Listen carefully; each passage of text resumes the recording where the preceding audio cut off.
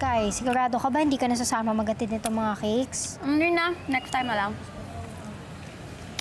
Sige. Ikaw bahala.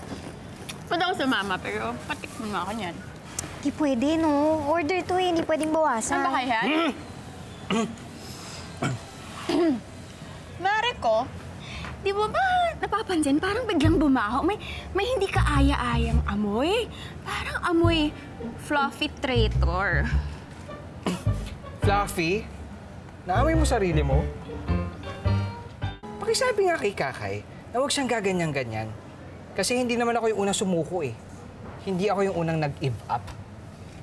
Marco, baka sabi nga dun kay Bats na ang lalaking tunay na nagmamahal, maghihintay kahit gaano katagal.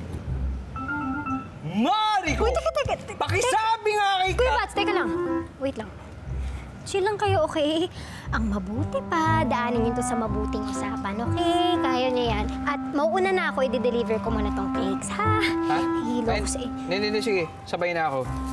I-deliver ko rin tong mga damit sa bar eh. Tsaka bibisitahin ko pa si Wally.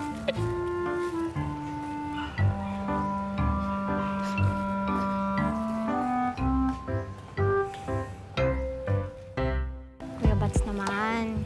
Kailangan ba talaga na saktan mo pa si Kakay? Teka lang ah. Alam mo ba kung gaano ako katagal sinaktan yan? Ang sakit kaya. Tagal na masakit. Eh, yun naman pala eh. Bakit di pa kayo mag-reconcile? Hindi ganun kadali.